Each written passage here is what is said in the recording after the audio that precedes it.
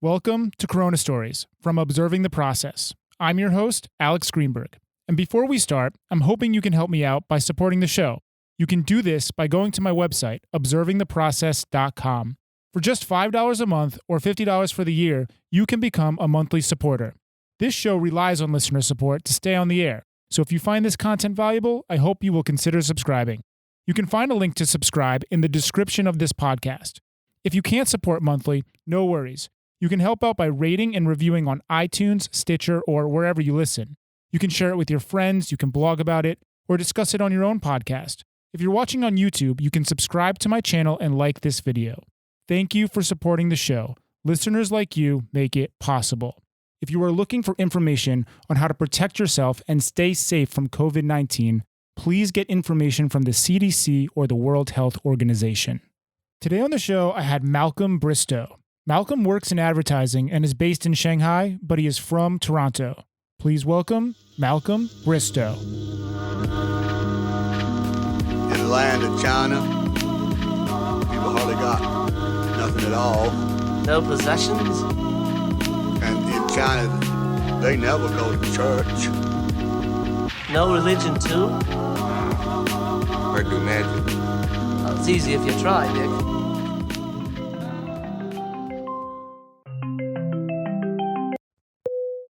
Hi, Alex. Hey, Malcolm. How's it going? How are you? I'm good. It was just a long morning with the kids and throughout the night. How are you? I'm doing good. I'm over here in New York. Crazy stormy today. Went to the beach. We had winds up to 70 miles an hour. It was insane. Yeah, I heard about that. I actually get weather alerts on my phone. I'm from Toronto, so it's kind of the same weather with a 5-degree difference, which actually is quite a bit. Every time I'm in New York and I'm coming from Toronto, I'm actually surprised at just how much that makes a difference. Just like even 2 or 3 degrees. Sure. Before we get into the conversation, I was thinking maybe you could give a brief intro of yourself, where you're based, what you do for work, that kind of stuff. Right. So I'm in advertising design and branding. So what we do is some brand strategy. We've been in Shanghai for the past 15 years, my family and I. But we started this company roughly 10 years ago, and we do a bunch of different collaborations. Occasionally we get drippings from the big boys at WPP.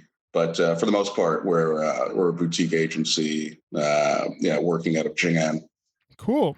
Yeah, I don't know if you've ever heard of Push Media, but I used to work with them to do video production. I do projects management, producing, and that kind of stuff.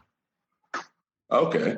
Yeah. And how long were you in Shanghai, or have you always been in New York? No, yeah, I still live in Shanghai, but I'm currently stuck in New York. I've been in Shanghai for 5 years, since like 2015, and for the past about 3 years, I've been 3 to 4 years doing video production. A lot of branded content. Oh wow. Yeah, like work with Adidas, Nike, a lot of youth centered content.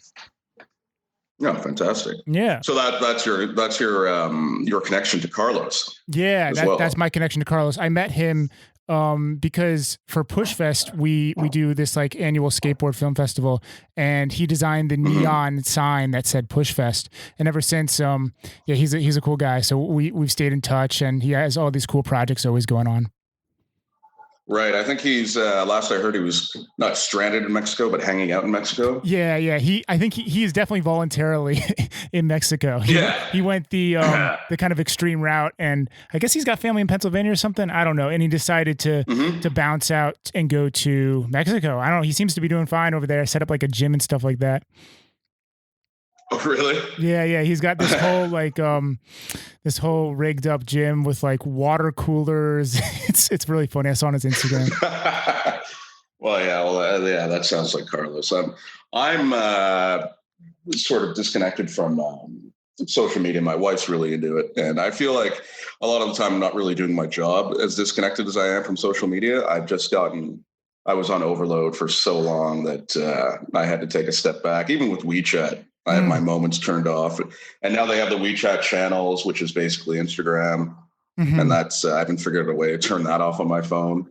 I'm just getting inundated with some of the most ridiculous shit you can imagine. Right. I would say that it might be like I just know from branding and advertising world, it's kind of like a catch-22. Like you have to be on that stuff to stay current, and it's a blessing and a curse. Absolutely. Yeah, that's a whole nother conversation, I guess. I feel like anything really important is being pushed towards me through various contacts, right? Right. That's a good way to look at it. It's going to come to you regardless of whether you're searching it out or not. Right. So let's maybe get to the topic at hand. Corona stories. When and how did you first hear about the coronavirus? Well, I was in China at the time, and those reports were kind of trickling in through, like social media and New York Times and CNN. There's this new virus in Wuhan, and it's affecting, essentially affecting the olds. And selfishly, you think that it can't really affect you, and it won't affect you. There's no chance of it affecting you. But of course, that's it's borderline idiotic. But but with the information being what it was at the time, I really didn't have. I really wasn't that concerned. Especially, in 2003 with SARS, I was in Korea. And then I had gone back to Toronto, and Toronto was the only city in North America, actually, at the time affected with SARS. So it was kind of a big deal there. But at the same time, it wasn't, even with 50 deaths. So what we didn't know at the time was how contagious this particular virus is. All right. So in retrospect, looking back, it's kind of terrifying the way we all ignored it. Right. And didn't practice any. The big thing from what I've heard about SARS is that it was extremely contagious. And once you got it, you kind of instantly felt the effects. Was that the case? Or do you remember much about it? I mean, that was so before my time. I was in literally elementary school when SARS was going around. No. Oh, really? No, I see, that's the thing. I don't remember much. I remember there's a kind of an undercurrent of racism towards people of Asian descent in Toronto. Definitely. I remember that. Even they were calling it the bird flu. And I do remember that as young as I was. It was a thing that I, as a kid, didn't know what was going on, but I associated SARS with Asia. And I guess it's not too outlandish to think that, because it's kind of where it originated. It's not. Right. Yeah. Well, and that's another discussion as well. I mean, what are we calling these viruses, and what can we talk? How can we discuss them? The origins of the virus. Right. I was listening to a podcast today with Joe Rogan, and he was basically talking about how political correctness, we just have to take a break from it and let's be real, and just he says the way he was putting it is when we were dealing with a bunch of other stuff, it's we had the privilege to deal with, issues of can there be a bathroom for men and women that? That's a privilege because we don't have anything else important going on. Now that stuff like this, which is seriously important, you come to realize, wow, we got to really get our shit together with pandemic, preparedness and stuff like that. It was interesting to hear that from his perspective. Yeah, he's a great interviewer. Exactly. I'm not much for his comedy, but I'm kind of the same way. Yeah, I enjoyed him on news radio. That's a little bit before my time. But what I like so much about him is it's the guests he has on and the way that he can pull stories out of people. It's the person who's on the show, and he's just the interviewer. Anyways, we got to do a sit down podcast when I get back to Shanghai. We can go more in depth to stuff. Let's talk a little bit more about the coronavirus and kind of your story. Did you have a mission of coming back? I think Carlos mentioned that you had a story of coming back. Did you go into quarantine? Am I remembering that correctly? Oh, right. It was it was an interesting time coming back because we for a couple of reasons. We were in Australia over the Christmas holiday, and the Chinese New Year came extremely early this year. And so we had roughly 2 or 3 weeks from coming back, returning from Australia, getting the kids all in order, and then from there deciding to go to Italy. And the coronavirus was still trickling in. The media reports were slow, and I really did not want to go to Italy I know it sounds odd. My family's from there. My wife's family's from there, and so we're there maybe 4 times a year in a this gigantic cold house outside of Milan in an extraction town called Varese, where there's literally nothing to do. Imagine being stuck in a proper suburb where there is just a general store and that's it, and everyone's Italian and no one speaks English, and I can't speak Italian, so it's kind of bizarre that way. And so I really wasn't looking forward to it as well. It's February, so it's cold, and the day before my wife was to leave with our 3 children, she begged me. She actually had to beg me to come with her, and I said, "No, really, it's not that big a deal. This isn't SARS." I remember one of the things I said to her was, "Yeah, do you remember when they shut down Hong Kong and Shanghai and Toronto and New York because of SARS? Remember that?" "Yeah, no, because it didn't fucking happen." Right. And look where we are now. Yeah. And so when we left, I ended up going to Italy with my family. Husband of the year. Anyway, sorry, what time of year was this? Like February or? This is February. Okay. Yeah, so this is late January. So late January. Okay. So it's before Italy blows up in a sense. Right. Wow. Absolutely. Okay. So continue. this is mid. Yeah, this is mid to late January, and it really hadn't blown up here. People were sort of kind of getting the message, but the weather had kind of turned here. There were a few days when it was actually warm and people were sitting outside. And this is, again, mid-January. So I really didn't want to get into going to Italy and just sitting there and doing nothing and working remotely and being around nothing and no one. And my wife actually had a trip planned to New York during that time. So she would have gone to New York. She actually went to New York for a week, leaving me in Italy alone with her parents, again, who don't speak English, and our 3 kids. Oh man! And it was pretty nasty, but it ended up working out because then things really started blowing up in Shanghai, and then we thought we were safe in Italy. And I took a weekend trip to Berlin for the Super Bowl to see a buddy of mine, and we hung out over the weekend.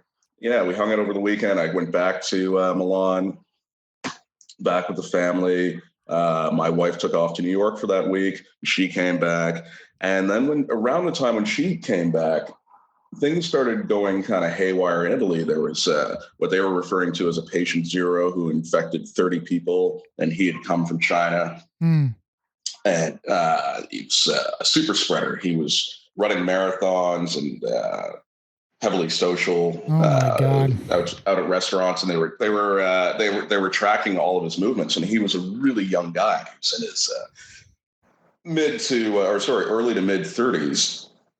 Again, very athletic and very healthy. And all of a sudden, this guy was in intensive care, and everyone that he had seemingly everybody he had come into contact with was getting gravely ill. And then, of course, Italians, this was during Fashion Week. And so we were driving to Milan, and Milan was packed, and they had all the signs up saying, "Oh, Milan," what was it? The Boston Strong. They said, "Milan cannot be stopped," or "Milan never sleeps," something like that. And then two days later, Milan was shut down. Right. I mean, it was just an absolute shit show. And again, we're roughly an hour outside of Milan. So we felt pretty safe in that tiny little extraction. But then again, with the media, they've got such a difficult job with the diffusion of information, right? Where it's constantly changing. They know as much as we know, and they're just reporting it en masse, right? So we didn't know that what was to come in New York, and we were actually going to go to New York for a month. And at the last minute decided that, it's probably not a good idea. Let's just go back to Shanghai. It seems like they're flattening the curve. So we decided to come back to Shanghai. And yeah, very luckily, because you guys are all on lockdown now over there. And, it's tough what you're dealing with. We actually, we avoided the lockdown here in Shanghai. We avoided the lockdown or the outbreak as it was in Italy. And we avoided the lockdown that you're dealing with in New York. And so when we couldn't get a direct flight from Italy back to Shanghai, we had to fly through Paris. So we flew through Paris. And in flying back, everyone who was on our flight from Paris to Shanghai was wearing masks. And I always thought of that as being kind of reactionary, where everything I'd known about masks taught me that, okay, it's to protect the person who's not wearing the mask, right? Mm-hmm. So if you're sick, I'm not going to. It's not going to protect me. A thin piece of cloth won't protect me. But of course, now I've realized wearing a mask every day, it's better than nothing. Exactly, it's absolutely better than nothing. It's and now I won't leave the house without one. I won't go on the street without one. And it's crazy how quickly that turned. Anyway, so flying back, I was one of the few people on the flight not wearing a mask because I thought it was just so insane. Mm-hmm. And even though I had my kids masked up and whatever else, so we land in Shanghai, and we had actually received an upgrade in Paris. So we were lucky that way. And so we're all of it, like the entire family, we're up in business class. We landed in Shanghai. Yeah. And which is really bizarre as well, because you feel kind of, I don't want my kids up there. And it's embarrassing, but you take the upgrade whenever you can. Totally. But yeah. And so we get called off the plane immediately. As soon as we land, we're on the jetway. We're greeted by 4 guys in hazmat suits, grilling us as to where we've been. Yeah, grilling us as to where we've been. And the outbreak was in Milan. And said, well, where were you in Italy? And I was like, well, we were in the north with an extraction town called Varese. And my wife says, Milan. And I look at her with that glance that, Jesus, what are you doing? Are you insane? It's like, yeah, Milan, but an extraction, Varese. In fact, we were basically Switzerland. We were in the countryside. We were nowhere near anything. And so they take us to the airport. They detain us for roughly 6 hours, grilling us with more questions and, taking our temperature.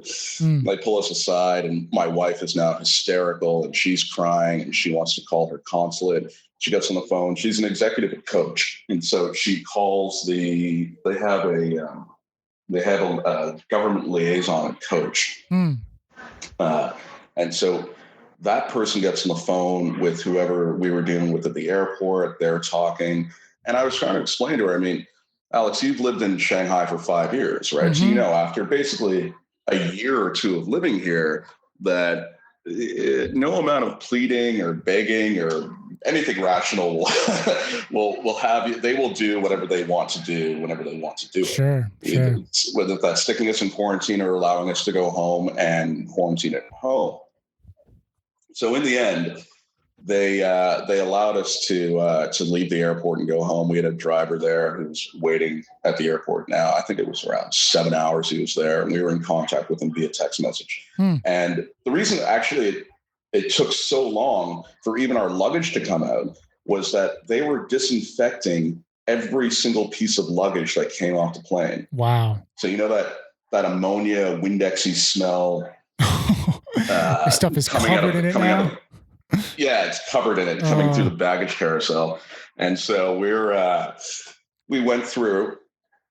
We finally exit the terminal. We get in the car. We're driving back. I stop off at there's a Starbucks down the street from our place, and stop in there, get a cappuccino, get back in the car. It's like half a block to our.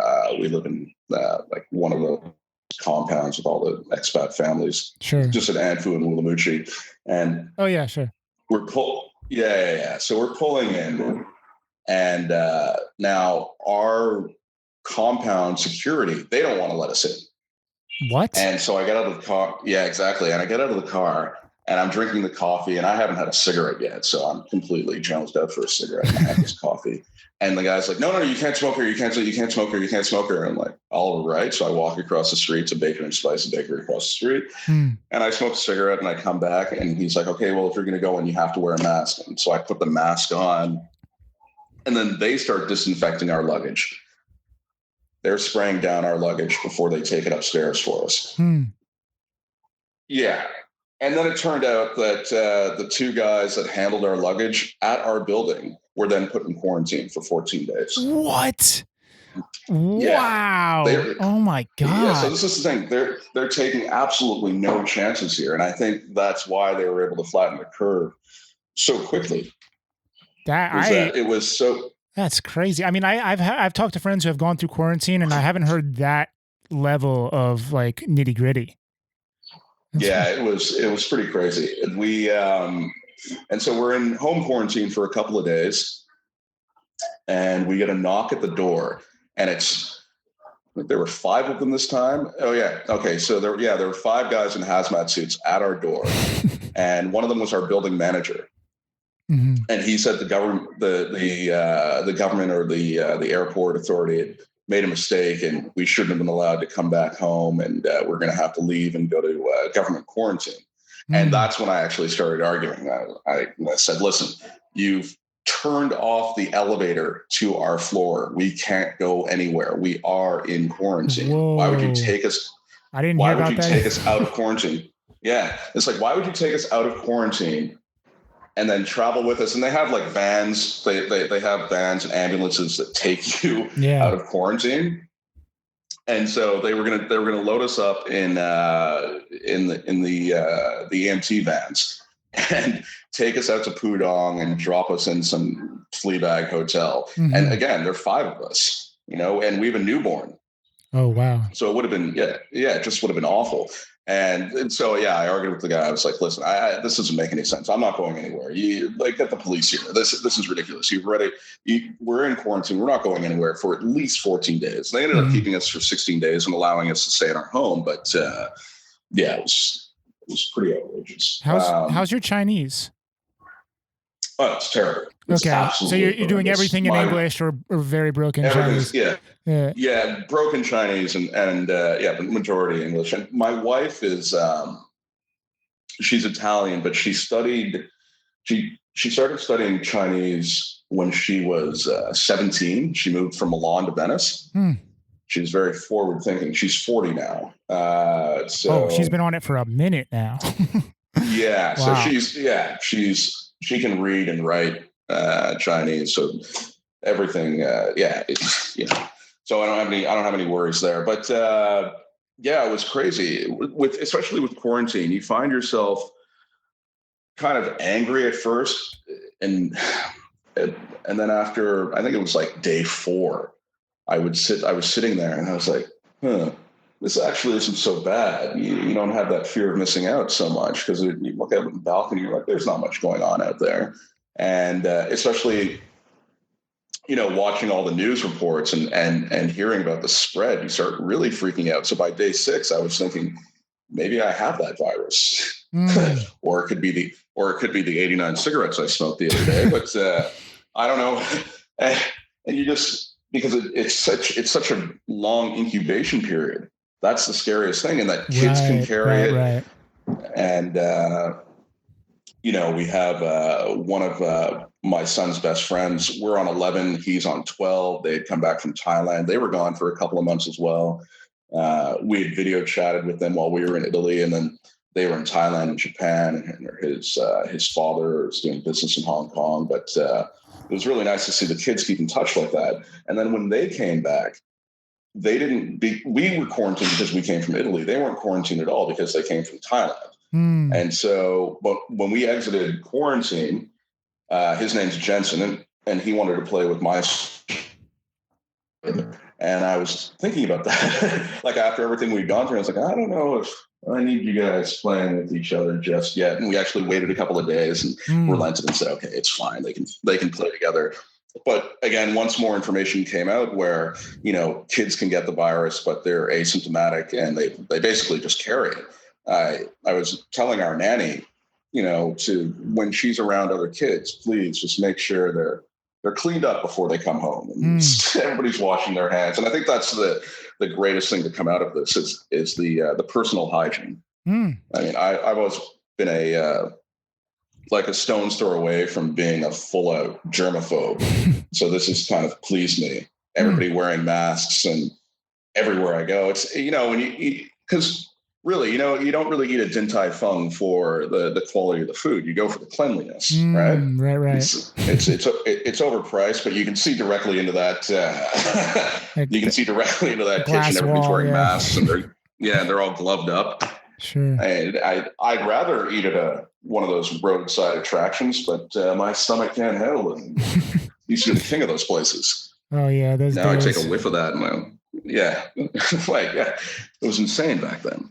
But I can't do it. So it's in terms of like how it's affected my daily life now, not really that much aside from the masks. And now I don't know if you've heard, there's a backlash towards foreigners. It's pretty minor, but I'm a black man living in China, so I've always had these issues. And now there's just blatant racism in Guangzhou where they're rounding up primarily Africans and Nigerians, but anyone of color, accusing them of spreading the virus because a couple of people have tested positive.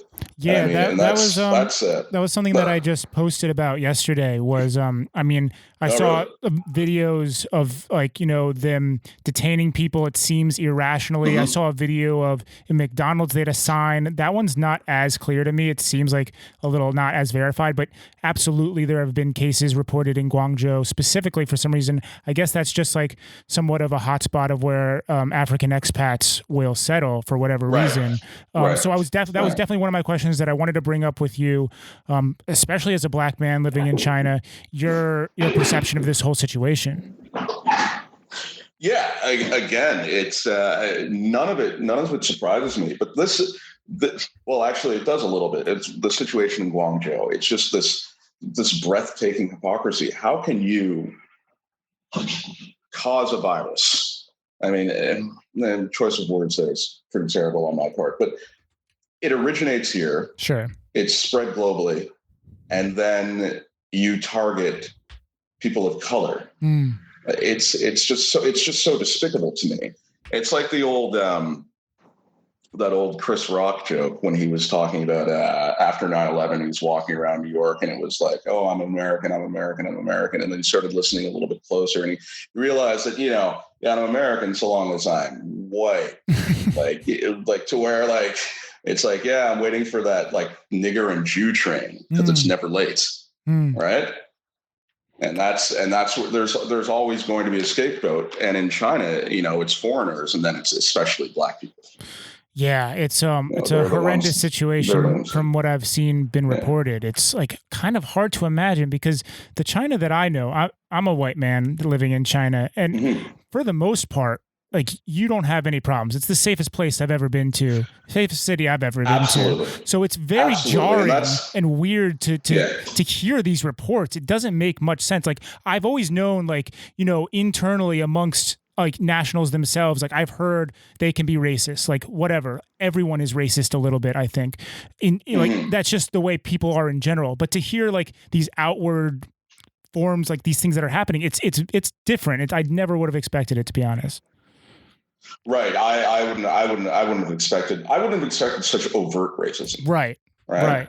That's what I wouldn't really expect. I've heard things over the years. I've never really had to deal with it myself. I'm sure. Well, you know what? I've just been here for so long that I've probably blocked it out. But that I can truly recall points to where it's changed my life. Or if I wasn't allowed into a restaurant, or if I wasn't allowed into a nightclub, or if I wasn't allowed to rent an apartment. Okay, so that actually did happen. Not to me, but I was living in a building. This is 12 years ago. There was a gentleman who lived on 27. I was on 10. His name was Rajesh.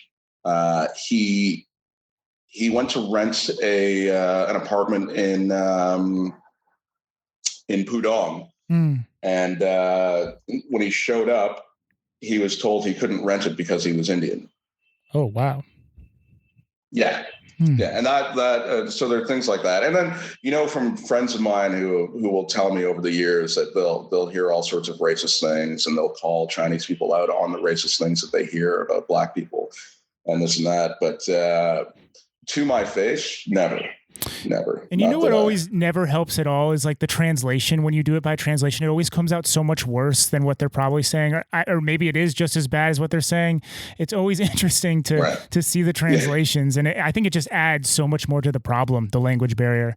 Not to dismiss absolutely. what's going on at all, but no, I think, absolutely. But I think the language barrier does hurt it quite a bit. It's interesting to see it from that point of view. As we continue to go on, I have two things that I always ask my guests. One of them is your thoughts on the media and how they're handling the situation. You mentioned a little bit before, they know as much as we know, which I thought was a very, very nice way of putting it. So I was hoping you could speak a little bit about your thoughts on how the media is handling the situation, and also like kind of comparing it, culture to culture, like your experience when you're in Italy, if maybe you from your wife, if she had any experience from just pure like local media there versus media that you traditionally follow or media in China. Well, like I said, they're in such a difficult position. I realize it's their job. It's like somebody who complains about their job who's in being a journalist. Like we have such a difficult job. Yeah, you do. That's why I don't do it, and that's why I rely on you to do it and bring me the news in a timely fashion that makes sense. But again, it's ever evolving, and it's a terrifying, I would imagine, a terrifying position to be in, to hold that responsibility. But they do hold that responsibility, and they need to be held accountable for the shit that they fucking report, right? Like it can't be, oh, well, we didn't know, like, that Fox News angle. Oh yeah, who saw this coming? Literally everyone. Yeah. Literally everyone saw this coming. It's what was that movie, The End of the World? With where it's like, who knew that God existed? Like 80% of the people on Earth. Oh, the comedy with like Seth Rogen and dude, that was Seth actually Rogen, that joke itself was really good actually, because like I consider myself kind of agnostic, and then when I heard them put it like that, I was like, oh shit. Yeah. Way more people are religious than not religious. So what am I? Like exactly. I'm in the same boat as you. Yeah, I would have been left behind with Danny McBride. Wow, that's actually a super underrated movie. I completely forgot about that. That was a good one. Oh, that the movie's pure gold. But yeah, in terms of the media, what was interesting. I don't have the highest expectations of the media in North America, and especially, I don't know if you're familiar with our national broadcast. It's actually called The National on CBC. I was watching a lot of that via YouTube. Just hooked up to the smart TV, so it's like any other channel, right? Yeah. But then it's kind of like the COVID story here and the COVID story here and there. It's just kind of filler. They're not giving us anything new. And then the absolute shit show of that Rose Garden press conference, where I'm kind of convinced now that your president is a functional illiterate. Like, I don't know what he was bringing up, the guys from Walmart and shaking hands with everybody at the same time, telling everybody to social distance. It was just ridiculous shit. I couldn't imagine. I can't imagine worse reporting, unless you look at the Italian reporting, which is again, they have. I don't know if you're familiar with Italian television. Not much at all. Or even their. I have talked to someone who was in Italy during most of this, so I talked to someone about it. But anyways, continue. They just try to glamorize and sensationalize everything. It's. Their news would be more like, do you remember the TV show Inside Edition? I briefly, it's on E or something, or it seemed, I know what you're talking about. I know the logo in my head, Inside Edition with the square around it, but I don't remember what's on the show actually. It's kind of like news magazine coverage. Oh, like a tabloid version, like on TV. Yeah. Exactly. It's like tabloid television, tabloid news. So that's the way they're receiving their news in Italy. And I sit through a lot of that with my wife and her family. But there is a calming effect to that, right? To where I feel like a lot of the shows on Fox. So I watch a lot of Fox News as well, just to see like what's happening. I don't. because I try to keep it generally even throughout just my intake of information. I want to know what everyone's thinking. Yeah. But there is a definite like calming effect to that tabloid television, because they're saying that everything's going to be okay. It's all very, very reassuring. Whereas if you watch, I don't know, can we say mainstream media? Is that actually a thing, or is there just media? If you're watching CNN, for example, it's the end of the world. Yeah, we're all going to die. That's what I think that's the bigger picture question that I'm trying to ask is like, what is if you want to go to ground zero, like what is the function of the media? What are they supposed to be doing? If are they supposed to be telling you what you should be doing to keep yourself safe? Great, but it feels like so much that's going on is like opinion pieces, which is fear mongering, and like there's no good that comes out of that. So that's what's like. So I think a bigger discussion around the media, I try and ask people is like, how is this affecting our mental health? I feel like I think that's like a big part of this whole situation that is going to be, when we look back at this situation, that's going to be a topic of discussion, is how this affected our mental health. Like you're talking about going out and like you weren't wearing a mask, but now you are. I was listening to someone on the other day, like what are the implications of everyone wearing masks when we go out? Like it totally separates us like from our community, and it just totally changes the dynamic of how we interact with people. So that was something that I've been thinking about recently. Absolutely. We were I was at a bar the other day, and the Blarney Stone in Youngtown Lou? No, I don't. The Blarney Stone. Okay, well, it's a little Irish bar, but they. Youngtown Lou. Yeah.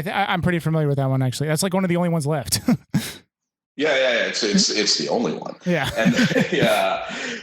And I was interacting with a buddy of mine who's one of the owners of that place. And we were just joking around, and he's wearing a mask because he's working inside. My mask is down around my chin because I'm drinking outside on the street, right? I'm not going to pull it down with every sip of alcohol that I take or every drag of a cigarette I take. That's just insane. But so we're joking back and forth, but when you mentioned how we interact with each other socially, that made me think about that, because I thought I was joking around with him, but I was looking into his eyes and I couldn't tell whether or not he understood what I was saying. You just look at like the cold, dead eyes of someone. You're like, Jesus, am I offending this man? I don't know what's yeah, totally true. Body language is so important. I guess so much comes out of our just our facial expression that like you don't think twice about it. It's just something that's how you communicate. And wow, everybody's staring at everybody, and you can only see half their face. That's an interesting way. For me, I was almost thinking about just like the pure vibe of walking by someone in a grocery store. It's kind of like not a comforting feeling to just feel like you're protecting yourself from other people, or you're protecting them from yourself. But you brought up, Well, again, I mean, you're kind of stuck in New York, but when you do come back, you'll see nothing really has changed much here aside from the masks. You go into a grocery store here, people are still pushing and shoving, but they have masks on. I was in IKEA last weekend, and on a Sunday, and it was a holiday. And yeah, good Lord, why would I do that to myself? But I was on a mission to pick something up, and I failed. But enough about that. Everybody's wearing masks, and it was packed, and yeah, really nothing had changed. Just the masks. Okay. It's just another thing that they're doing here. But I guess in China though, they're more used to wearing masks though. Like it's quite more culturally in the norm to do it for pollution's sake. In America, it's completely different. No one wears a mask. Like at the beginning of this in February, if you were wearing a mask, you got dirty looks in a sense, or at least that's the way I felt about it. It was a strange thing in America. Sure. Yeah, no, absolutely. And it's also culturally in North America and Western Europe, if you're told to do something, you're going to do the fucking opposite, right? It's like, oh, you can't go outside. Well, I didn't have shit to do, but I'm going out now. Yeah. It's that kind of thing.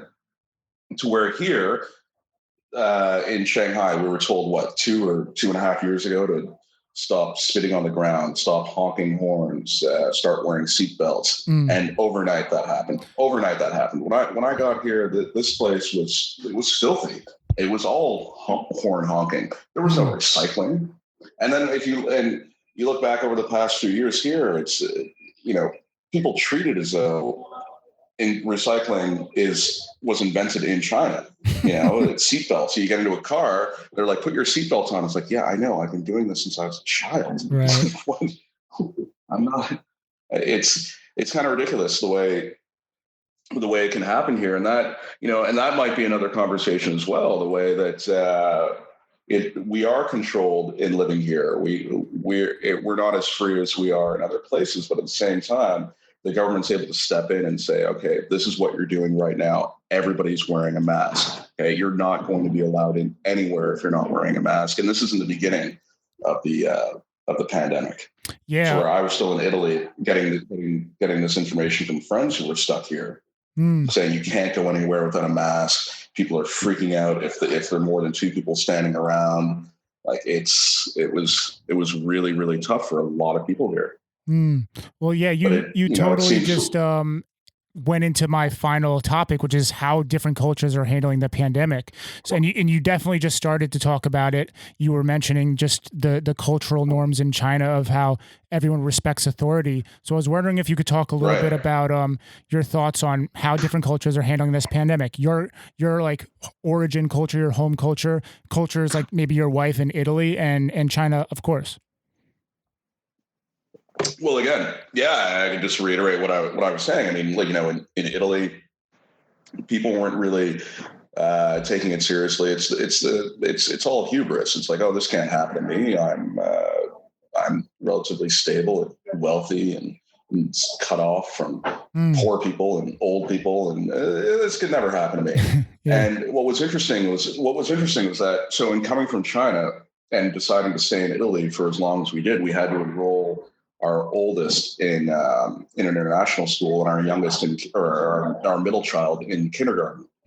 Our middle child had little to no issue getting into kindergarten there, but our eldest child, Jacob, he's 6, and we wanted to enroll him in an international school called Little England, and yeah, exactly.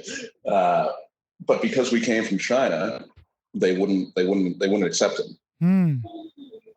Yeah. And so I actually had to write the headmaster a letter explaining that the CDC says that after a 14-day period of quarantine, if he doesn't have any symptoms, he's fine. None of us have symptoms. Anyway, it was a long, rambling email and ended off with, if you prefer not to have my child at your school, that's fine. I prefer him to be in a place that promotes inclusiveness and yada, yada, yada. Some other bullshit. And they immediately wrote back and said, no, there was somebody who wasn't here. We want to do an interview. He's absolutely welcome. So actually, he ended up getting in after that. And a week later, it was all shut down. Wow. Yeah, they shut down the schools anyways, right? Yeah, exactly. Yeah. Pardon me, I was just drinking some water. Yeah, he had 3 days. He had 3 days there, and he loved it. And all the kids loved him. It was actually a pretty interesting school because in the middle of, again, it wasn't Milan. It's Varese. It's a relatively small town.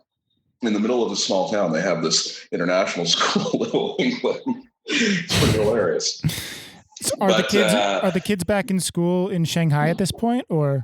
No, and they're not going to be back for another 3 weeks or so. So it's all homeschooling. We're very lucky to be in the position we're in with a nanny. And the community that we have as well in our building. So there are a lot of other kids to play with that are all their parents are in the same boat, and there are a bunch of nannies around. So it's great. So my wife and I are still able to both work and not have to worry throughout the day about what's happening with our kids. That's great. So it's great. It's great that way. But it's tough. In Canada, my mother, she's a widow. She's got a weird relationship with her book editor. She lives with her book editor. Her book editor lives in her house, and but this is kind of a dream for her to not have to interact with people. Huh. She's a tad antisocial, and my older brother, he bought a house, and he bought a house around the corner from my mother's house, and he has a couple of kids. And I was telling him just the one thing over this lockdown period: please do not take your child over to see our mother. Please, that's it. Please don't do that, because she's 85 years old. These kids are walking germ factories in a good time. Yeah, every kid, right? Yeah, exactly. So it's I think culturally, I think China has handled it the best. But it's just the way it's been laid out here for so many years, that it's okay. So this is what we're dealing with now. Okay, this is the new normal. Whereas back home, it's like, no, this can't be. Then it takes a while to come around to it and the seriousness of it, and no one's prepared. And people are doing stupid shit like buying toilet paper instead of food. Yeah, and I think that's what I'm really trying to, create a time capsule of, is by talking to so many people, is to really ingrain like why some cultures were able to handle this better than others. And just me and you, having lived in China, can clearly understand how people react to authority. And I already know the answer. That's why China's able to handle it better. But I'm always interested in talking to people and hearing it firsthand and documenting it. So Malcolm, thank you so much for your time. It's been really, really great to talk to you. And I guess my final question is, like, what do you think the future will hold for yourself and getting back to normal life in Shanghai? Like I said, I think things are pretty much back to normal here. You'll see when you finally make it back, it's actually all right. I think the future, though, in North America and Europe, I think it's going to move towards more nationalism and extreme preparedness, like really extreme preparedness. But the next time this happens, or anything close to it happens, it'll be let's see if I'm back there at that point. But I think people will actually be prepared. I've always made fun of. I've got a few buddies in Canada and the US who actually have go bags. Some preppers. I've always made fun of them. Yeah, exactly. Like it's like, what do you got there? Is that a fanny pack? Yeah, and I've got $10,000 in there, a bar of soap, and like, okay, enough. Like, what do you? Like at the end of the world scenario, if I had to have it like a go bag and a fanny pack, there'd just be a gun with that one bullet. I'm not sticking that out Matrix style and trying to fight. And no, just take that capsule and recede into the night. Oh, Malcolm.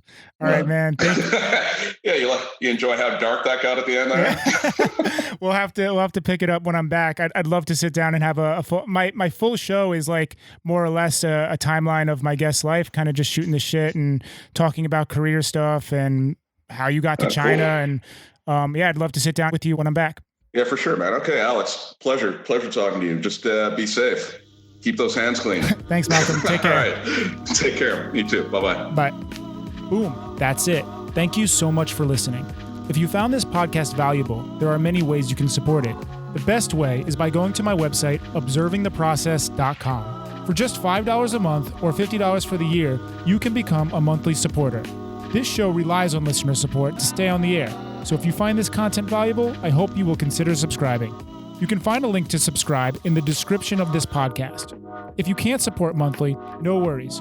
You can help out by rating and reviewing on iTunes, Stitcher, or wherever you listen. You can share it with your friends, you can blog about it, or discuss it on your own podcast. If you're watching on YouTube, you can subscribe to my channel and like this video. Thank you for supporting the show. Listeners like you make it possible. If you are looking for information on how to protect yourself and stay safe from COVID-19, please get information from the CDC or the World Health Organization.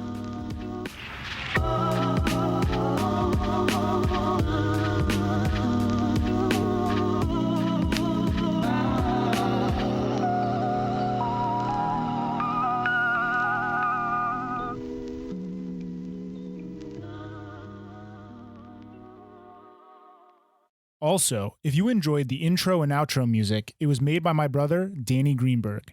You can go and check out his beats on Apple Music, Spotify, YouTube, or SoundCloud. He goes by the name Estoric, Estoric. All right, that's it for now. This podcast was recorded on April 14, 2020.